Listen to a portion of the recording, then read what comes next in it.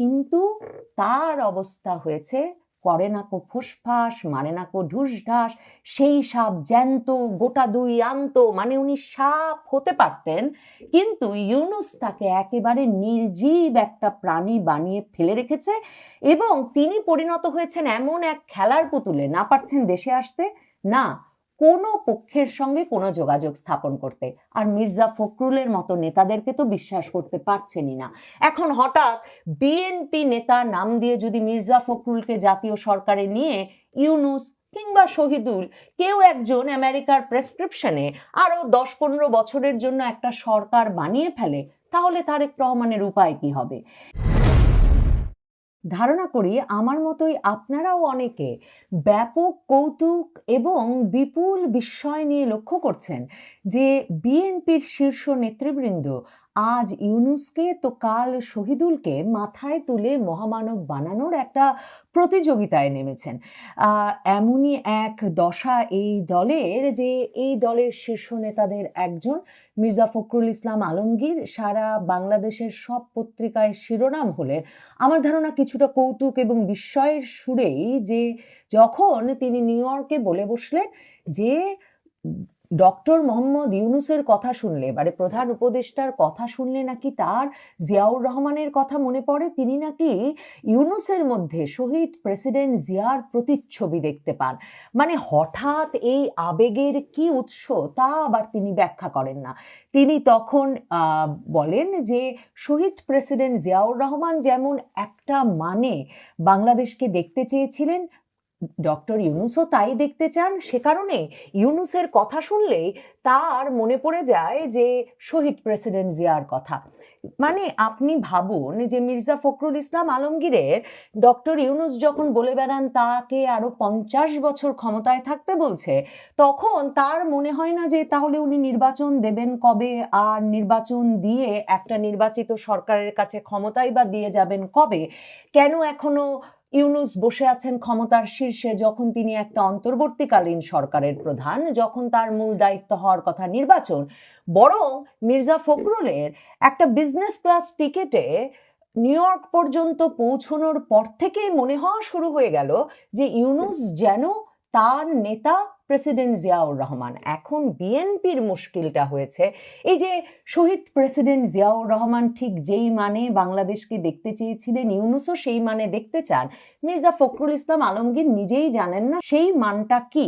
মানে প্রেসিডেন্ট জিয়া খাল কেটেছিলেন, এসব কথা আমরা তাদের মুখে শুনি, প্রেসিডেন্ট জিয়া বহুদলীয় গণতন্ত্র এনেছিলেন, এসব কথা আমরা শুনি, কিন্তু খাল কেটে কি কুমির এনেছিলেন, কিংবা খাল কেটে আসলে কি বাংলাদেশের শনৈ শনৈ উন্নতি করলেন, আর সেসব খাল কোথায় চলে গেল, এই রহস্য ভেদ করবার সামর্থ্য মির্জা ফখরুল ইসলাম আলমগীরেরও নেই।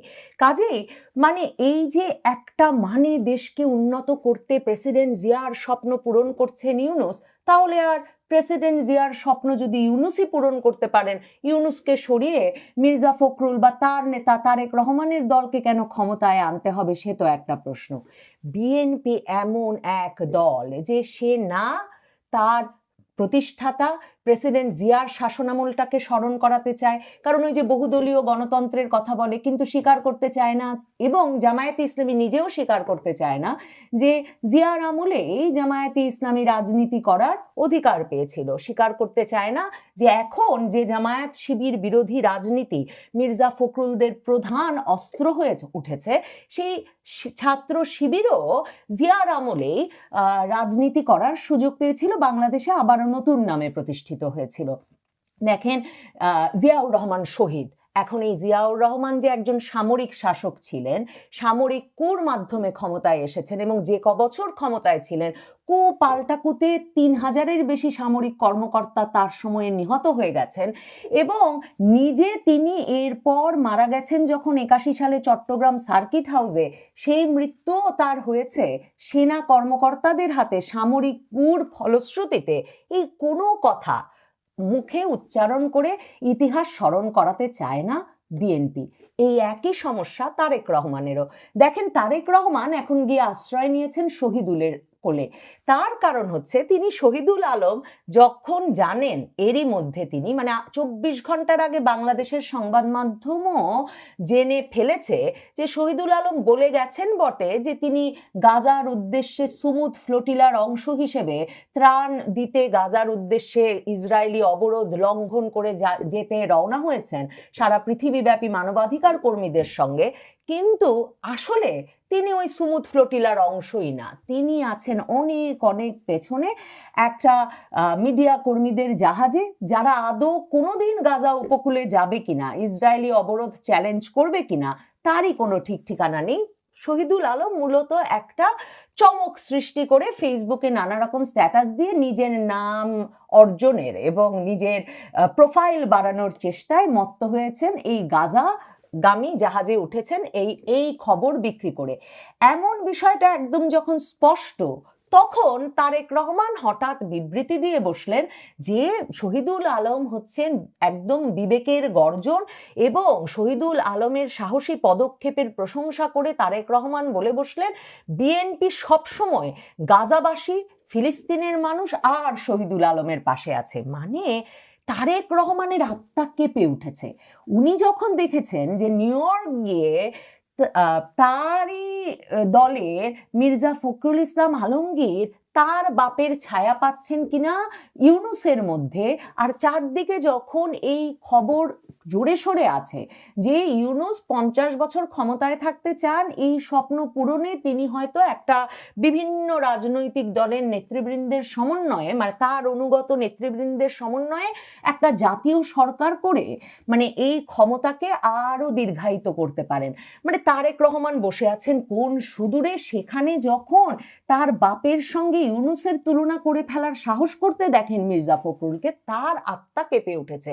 তিনি ভেবেছেন এখন তিনি বিশ্বের সঙ্গে সংযোগ করতে, আমেরিকার সঙ্গে সংযোগ করতে, জাতিসংঘের সঙ্গে সংযোগ করতে, মানে যাদের প্রতি তার প্রত্যাশা যে তাকে লন্ডন থেকে কোলে করে উঠিয়ে এনে বাংলাদেশের রাজসিংহাসনে বসিয়ে দেবে, তাদের সঙ্গে যোগাযোগের তাহলে তার সূত্রটা কি হবে, এটা বুঝতে না পেরে তিনি ঝাঁপ দিয়ে পড়েছেন এবং পড়ে এই বিবৃতি দিয়ে দিয়েছেন যে শহীদুল আলম যে গাজাগামী সুমুদ ফ্লোটিলায় গেছেন তা বিশ্ব বিবেকের গর্জন, আমরা সব সময় তার সাথে আছি। তারেক রহমানের সমস্যা, তারেক রহমানকে কেউ সাথে চাইছে কিনা এটা তিনি একদম বুঝতে পারছেন না।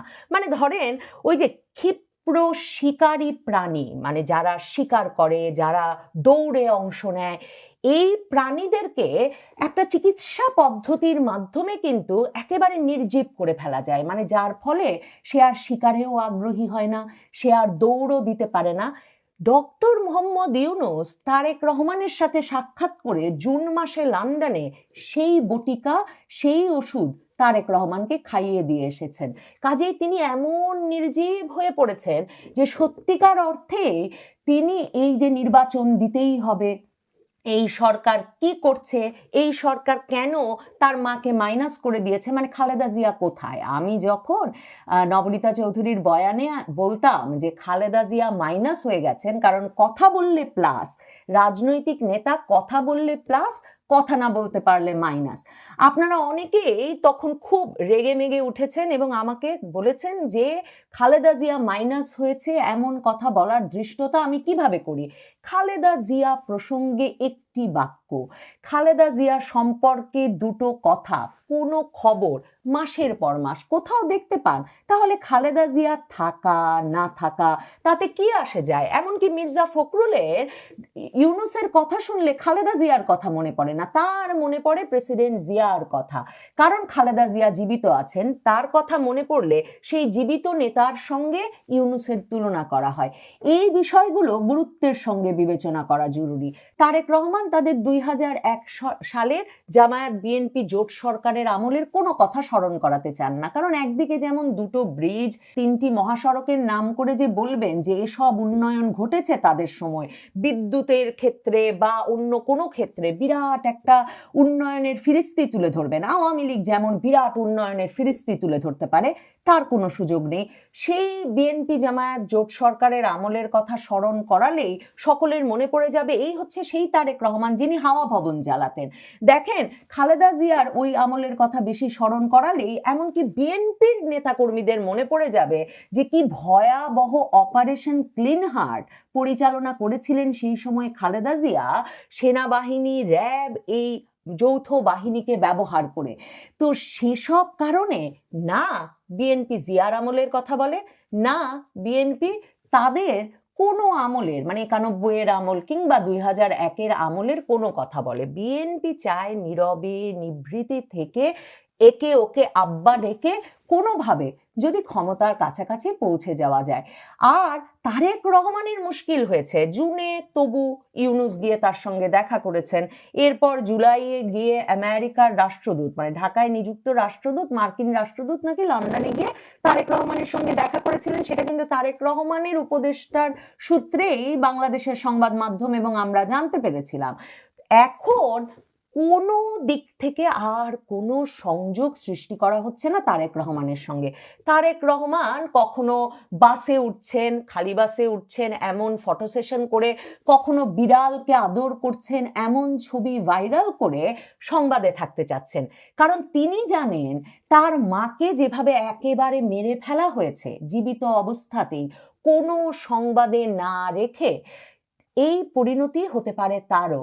সেই ভয়ে তিনি কখনো বিড়ালের জন্য অ্যাম্বুলেন্স দান করছেন, কখনো বা শহীদুল আলমকে বিশ্ব বিবেকের গর্জন বলছেন, কখনো বা বাসে ওঠার ছবি দিয়ে ভাইরাল হয়ে একটা মনোযোগের কেন্দ্রে থাকতে চাইছেন। কিন্তু তার অবস্থা হয়েছে করে না কো ফুসফাস, মারে না কো ঢুসঢাস, সেই সাপ জ্যান্ত গোটা দুই আন্ত, মানে উনি সাপ হতে পারতেন, কিন্তু ইউনূস তাকে একেবারে নির্জীব একটা প্রাণী বানিয়ে ফেলে রেখেছে এবং তিনি পরিণত হয়েছেন এমন এক খেলার পুতুলে, না পারছেন দেশে আসতে, না কোনো পক্ষের সঙ্গে কোনো যোগাযোগ স্থাপন করতে। আর মির্জা ফখরুলের মতো নেতাদেরকে তো বিশ্বাস করতে পারছেনই না।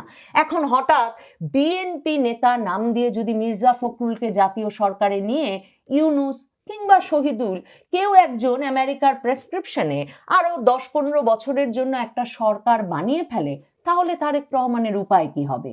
এসব হিসাব কিন্তু বিএনপির নেতাকর্মীরাও করছেন, যে কারণে বিএনপি এখন পর্যন্ত মনোনয়ন চূড়ান্ত করতে পারছে না। কারণ দেখেন, বিএনপির মনোনয়নের পেছনে বিএনপি নেতাকর্মীরা কেন খরচ করবেন যখন তারা বুঝতেই পারছেন না নেতারা আদৌ নির্বাচন আদায় করতে পারবেন কিনা। বিএনপির নেতাকর্মীরা ট্রাক স্ট্যান্ড, টেম্পো স্ট্যান্ড থেকে শুরু করে মার্কেট, বাজার, হাট সবকিছুর দখলে আছে। তাহলে সবকিছুর দখলে থাকা অবস্থায় তারা বাড়তি এই নির্বাচনী মনোনয়নের জন্য লন্ডনে পয়সা খরচ করে কেন তাড়াতাড়ি তাদের বিনিয়োগ নষ্ট করবেন? নির্বাচনেরই তো কোনো ঠিক ঠিকানা নাই, আর নির্বাচনটাই বা বিএনপি নেতাকর্মীদের প্রয়োজন হবে কেন? তারেক রহমানের এই শহীদুল প্রীতির মানে শহীদুল আলমের পাশে আমি সব সময় আছি, এই প্রীতি দেখানোর মূল কারণ তাই এটাই যে তিনি প্রত্যাশা করছেন শহীদুল আলমের সূত্র ধরে হয়তো বড় কোনো জায়গায় কোনো বিদেশি ক্ষমতাধর কিংবা ইউনূসের মতো কারো কাছে পৌঁছতে পারবেন, যাতে তিনি বুঝতে পারবেন তার ভবিষ্যৎটা সত্যিকার অর্থে কি। আর মির্জা ফখরুল ইসলাম আলমগীর যে ইউনূসকে জাতির পিতা বানিয়ে বসলেন, তার কারণ তিনি প্রত্যাশা করছেন যে খুব দ্রুত একটা বর্ষিয়ান নেতাদের নিয়ে ইউনূস হয়তো একটা জাতীয় সরকার গঠন করবে, আর সেখানে শেষ বয়সে হয়তো একটা মন্ত্রিত্ব জুটে যেতে পারে ইউনূসের প্রিয় পাত্র হিসেবে মির্জা ফখরুলের নিজেরও। এখন মুশকিল হচ্ছে, আপনি একে তাকে বাপ ডাকতে পারেন বটে, কিন্তু ইতিহাস বলে নিজের বাপ ছাড়া পরের বাপ যতই বাপ বাপ বলে ডাকুন না কেন, সেই বাপ হাতে একটা মিষ্টি বা বাতাসা কিংবা সিংহাসন ধরিয়ে দেবে, সে সম্ভাবনা বা সেই উদাহরণ নেই বললেই চলে। আর এমন প্রবাদও তো বাংলায় আছে যে না কানলে মায়েও দুধ দেয় না। কাজেই তারেক রহমান, মির্জা ফখরুল ইসলাম আলমগীর এরা যেমন নির্বিষ আর নির্জীব হয়ে পড়েছেন ইউনূসের বটিকায়, তাতে খুব শিগগিরই তাদের হাতে কোনো জাদুর কাঠি কোনো পক্ষ তুলে দেবেন সে সম্ভাবনাও ক্রমেই মলিন হয়ে আসছে। এ কারণেই একে ওকে মহামানব বানিয়ে তারেক রহমান, মির্জা ফখরুল সবাই শিরোনামে থাকতে চাইছেন। হঠাৎ দেখবেন খালেদা জিয়ার মতো তারাও উধাও হয়ে গেছেন পুরো রাজনীতির মঞ্চ থেকে। এই সময় ঘনিয়ে আসছে, এটা তারাও বোঝেন।